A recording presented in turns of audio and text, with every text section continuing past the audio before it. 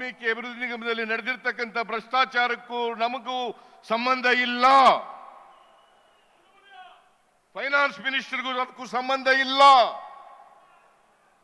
ನನ್ನನ್ನ ರಾಜಕೀಯವಾಗಿ ತುಳಿಬೇಕು, ಸಿಕ್ಕಿಸ್ಬೇಕು ಅಂತ ಹೇಳಿ ಪ್ರಯತ್ನವನ್ನ, ಕುಟಿಲ ಪ್ರಯತ್ನವನ್ನ ಮಾಡಿದ್ರು. ಇಡೀ ಸದನ 10 ದಿನಗಳ ಕಾಲ ಕರೆದಿದ್ದು ನಾವು, 2 ವಾರ ಬರೀ ಇದೊಂದೇ ಇಶ್ಯೂ ಮೇಲೆ ಚರ್ಚೆ ಆಯ್ತು. ಏನು ಸಿಗ್ಲಿಲ್ಲ. ಎಲ್ಲ ಜೆಡಿಎಸ್ನವರು ಮತ್ತು ಬಿಜೆಪಿಯವರು. ನಾವು ಅವ್ರಿಗೆಲ್ಲ ಚರ್ಚೆ ಮಾಡಲಿಕ್ಕೆ ಅವಕಾಶವನ್ನು ಕಲ್ಪಿಸಿಕೊಟ್ಟವು. ಬಹಳ ದೀರ್ಘಕಾಲ R Ashoka leader of the opposition 2 ದಿನ ಮಾತಾಡಿದ್ರು.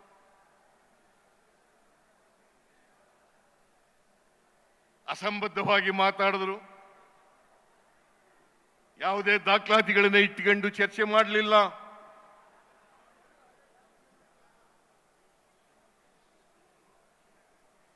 ಇವತ್ತು ಏನಾದ್ರೂ ನಾನು ಕೂಡಲೇ ಈ ವಿಚಾರ ಪ್ರಸ್ತಾಪ ಆದ ತಕ್ಷಣ, ಪತ್ರಿಕೆಯಲ್ಲಿ ಬಂದ ತಕ್ಷಣ SIT ರಚನೆ ಮಾಡಿ ತನಿಖೆ ಮಾಡಲಿಕ್ಕೆ ಪ್ರಾರಂಭ ಮಾಡಿ, ಯಾರು ವಾಲ್ಮೀಕಿ ಅಭಿವೃದ್ಧಿ ನಿಗಮ ಮಂಡಲದಲ್ಲಿ ಆರೋಪಿಗಳಿದ್ದಾರೆ ಅವರೆಲ್ಲರನ್ನು ಕೂಡ ಅರೆಸ್ಟ್ ಮಾಡಿದ್ರು. 12 ಜನರನ್ನು ಅರೆಸ್ಟ್ ಮಾಡಿಸಿದ್ದೀವಿ. 12 ಜನರನ್ನು ಅರೆಸ್ಟ್ ಮಾಡಿದ್ದೀವಿ. ಸ್ಪೆಷಲ್ ಇನ್ವೆಸ್ಟಿಗೇಷನ್ ಟೀಮ್ ಒಟ್ಟು ವಾಲ್ಮೀಕಿ ಅಭಿವೃದ್ಧಿ ಮಂಡಳಿನಲ್ಲಿ 84,63,00,000 ಭ್ರಷ್ಟಾಚಾರ ಆಗಿರ್ತಕ್ಕಂಥದ್ದು. 84,63,00,000. ಅದು ಅಲ್ಲಿರ್ತಕ್ಕಂಥ ಅಧಿಕಾರಿಗಳು ಮತ್ತೆ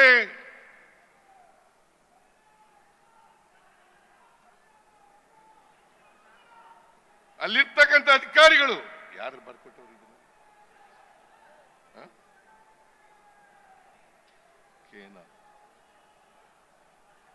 ಅಲ್ಲಿರ್ತಕ್ಕಂಥ ಅಧಿಕಾರಿಗಳು ಭ್ರಷ್ಟಾಚಾರದಲ್ಲಿ ಶಾಮೀಲಾಗಿದ್ದಾರೆ ಅಂತೇಳಿ ಚಾರ್ಜ್ ಶೀಟ್ ಆಗಿದೆ. ಬಹುಶಃ ಇಂಥ ಹಗರಣದಲ್ಲಿ SIT ಪೊಲೀಸ್ನವರು 50 ಕೋಟಿ ರೂಪಾಯಿಗಳನ್ನ ರಿಕವರ್ ಮಾಡಿದ್ದಾರೆ. 50 ಕೋಟಿ ರೂಪಾಯಿಗಳನ್ನ ರಿಕವರ್ ಮಾಡಿದ್ದಾರೆ. 46 ಕೋಟಿ ರೂಪಾಯಿಗಳನ್ನ ಹೈದರಾಬಾದ್ನಲ್ಲಿರ್ತಕ್ಕಂಥ ಸೊಸೈಟಿ, ಆ ಸೊಸೈಟಿಗೆ 46 ಕೋಟಿಗಳನ್ನ ಸೀಜ್ ಮಾಡಿದ್ದಾರೆ. ಈಗ ಚಾರ್ಜ್ ಶೀಟ್ ಕೂಡ ಸಲ್ಲಿಸಿದ್ದಾರೆ. ಈ ಇಡಿಯವರು ಸುವೋಮೋಟೋ ಎಂಟರ್ ಆಗ್ಬಿಟ್ಟಿದ್ದಾರೆ. ಯಾವುದೇ ಎವಿಡೆನ್ಸ್ ಇಲ್ಲ, ಯಾವುದೇ ಸಾಕ್ಷ್ಯ ಇಲ್ಲ. ಆದರೂ ಕೂಡ ನನ್ನನ್ನ ಹೇಗಾದ್ರೂ ಮಾಡಿ ಸಿಕ್ಕಿಸ್ಬೇಕು ಅಂತೇಳಿ ಪ್ರಯತ್ನವನ್ನು ಮಾಡಿದ್ರು. ಅಲ್ಲಿ ಫೈನಾನ್ಸ್ ಡಿಪಾರ್ಟ್ಮೆಂಟ್ನವರು ರೋಲ್ನಲ್ಲಿ ಇಲ್ಲ ಅಂತ ಗೊತ್ತಾದ ಮೇಲೆ ಈಗ ಸುಮ್ಮನಾಗಿದ್ದಾರೆ. ನಾವು ಕೂಡಲೇ ತನಿಖೆ ಮಾಡಿಸಿ ಚಾರ್ಜ್ ಶೀಟ್ ಕೂಡ ಹಾಕಿದ್ದೀವಿ. ಅದು ವಿಫಲ ಆದಮೇಲೆ ಈಗ ಮೂಢ ಹಗರಣ ಅಂತ ಹೇಳಕ್ ಶುರು ಮಾಡಿದ್ದಾರೆ. ಅದು ಹಗರಣನೇ ಅಲ್ಲ, ಹಗರಣನೇ ಅಲ್ಲ. ಏಯ್ ಕೂತ್ಕೊಳ್ರಿ, ಕೂತ್ಕೊಳ್ರಿ. ಹಗರಣನೇ ಅಲ್ಲ. ಹಗರಣ ಹಗರಣ ಹಗರಣ ಹಗರಣ ಅಂತೇಳಿ ಬೊಬ್ಬೆ ಇಡ್ಲಿಕ್ಕೆ ಶುರು ಮಾಡಿದ್ದಾರೆ. ಬೊಬ್ಬೆ ಇಡ್ಲಿಕ್ಕೆ ಶುರು ಮಾಡಿದ್ದಾರೆ. ಅಲ್ಲಿ ಯಾವುದೇ ತಪ್ಪು ಮಾಡಿಲ್ಲ, ನನ್ನ ಆದೇಶ ಇಲ್ಲ, ನನ್ನ ಪತ್ರ ಇಲ್ಲ, ನನ್ನ ಸ್ಟೇಟ್ಮೆಂಟ್ ಇಲ್ಲ.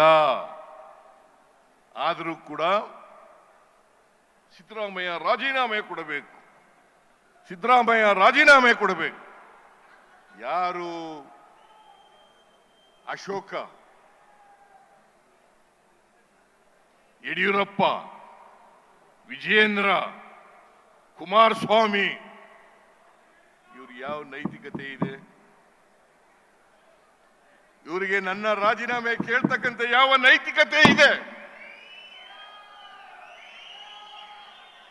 ಯಡಿಯೂರಪ್ಪನವರು ಅವ್ರಿಗೇನಾದ್ರು ಮಾನ ಮರ್ಯಾದೆ ಇದ್ದಿದ್ರೆ ರಾಜಕೀಯದಿಂದ ನಿವೃತ್ತಿ ಆಗಬೇಕಾಗಿತ್ತು. 82 ವರ್ಷ ಅವರಿಗೆ, 82 ವರ್ಷ ಸೆಕ್ಷುವಲ್ ಹೆರಾಸ್ಮೆಂಟ್ ಮಾಡಿ ಪೋಕ್ಸೋ ಕೇಸ್ನಲ್ಲಿ ಸಿಕ್ಕಾಕೊಂಡು ಚಾರ್ಜ್ ಶೀಟ್ ಹಾಕಿದ್ದಾರೆ ಅವ್ರ ಮೇಲೆ. ಪೋಕ್ಸೋ ಕೇಸ್ನಲ್ಲಿ ಸಿಕ್ಕಾಕೊಂಡು ಚಾರ್ಜ್ ಶೀಟ್ ಹಾಕಿದ್ದಾರೆ. ಅವರು ನಮಗೆ ಬುದ್ಧಿವಾದ ಹೇಳೋದು, ರಾಜೀನಾಮೆ ಕೊಡಿ, ರಾಜೀನಾಮೆ ಕೊಡಿ, ರಾಜೀನಾಮೆ ಕೊಡಿ. 10ನೇ ತಾರೀಕಿನೊಳಗಡೆ ರಾಜೀನಾಮೆ ಕೊಟ್ಬಿಡಬೇಕು. What moral right he has? Mister ಯಡಿಯೂರಪ್ಪನವರೇ, ನೀವು 1-2 ಹಗರಣಗಳನ್ನು ಮಾಡಿರೋದು ನೀವು ಅಧಿಕಾರದಲ್ಲಿದ್ದಾಗ. ಸುಮಾರು 18-20 ಹಗರಣಗಳಲ್ಲಿ ಸ್ವತಃ ಯಡಿಯೂರಪ್ಪನವರೇ ಪಾಲ್ದಾರರಲ್ಲಿ ಸಿಕ್ಕಾಕೊಂಡಿದ್ದಾರೆ. 18-20 ಹಗರಣಗಳಲ್ಲಿ ಸಿಕ್ಕಾಕೊಂಡಿದ್ದಾರೆ. ವಿಜಯೇಂದ್ರ ಅನೇಕ ಹಗರಣಗಳಲ್ಲಿ ಸಿಕ್ಕಾಕೊಂಡಿದ್ದಾರೆ. ಈಗೆಲ್ಲ ನೀವು ನೋಡಿದ್ರಿ ಯತ್ನಾಳ್ ಅವರ ಸ್ಟೇಟ್ಮೆಂಟ್ ಅನ್ನು. ಯಾರು ಹೇಳಿರೋದು? ಯಾರು ಹೇಳಿರೋದು? ಯಾವ ಪಾರ್ಟಿಯವರು? ಅವರು ಬಿಜೆಪಿ ಪಾರ್ಟಿಯವರು. Yatnal senior leader of the BJP party. ಅವರು ಹೇಳ್ತಾರೆ ಯಡಿಯೂರಪ್ಪ ಸಾವಿರಾರು ಕೋಟಿ ರೂಪಾಯಿಗಳನ್ನ, ವಿಜಯೇಂದ್ರ ಸಾವಿರಾರು ಕೋಟಿ ರೂಪಾಯಿಗಳನ್ನ ಒಡೆದಿದ್ದಾರೆ ಅಂತೇಳಿ. ವಿಶ್ವನಾಥ್ ಸುಮ್ಮನೆ ಮೇಲ್ಮನೆಯ ಸದಸ್ಯ ಅಪ್ಪರ್ ಭದ್ರಾ ಯೋಜನೆಯಲ್ಲಿ 20,000 ಕೋಟಿ ರೂಪಾಯಿಗಳನ್ನ ಲೂಟಿ ಹೊಡೆದಿದ್ದಾರೆ.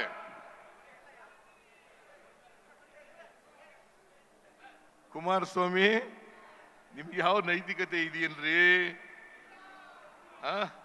ಜಂತ್ಕಲ್ ಪ್ರಕರಣ ಮರ್ತು ಬಿಟ್ಟಿದ್ದೀರಾ? ಮೈನಿಂಗ್ ಪ್ರಕರಣ ಮರ್ತು ಬಿಟ್ಟಿದ್ದೀರಾ?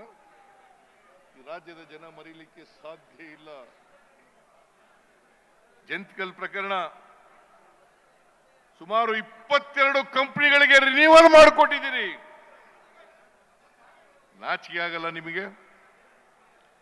ಮಾನ ಮರ್ಯಾದೆ ಏನಾದ್ರು ಇದೆಯಾ ನಿಮಗೆ? ನನ್ನ ರಾಜೀನಾಮೆ ಕೇಳಲಿಕ್ಕೆ, ನನ್ನ ರಾಜೀನಾಮೆ ಕೇಳಲಿಕ್ಕೆ ನಿಮಗೆ ಯಾವ ನೈತಿಕ ಹಕ್ಕಿದೆ?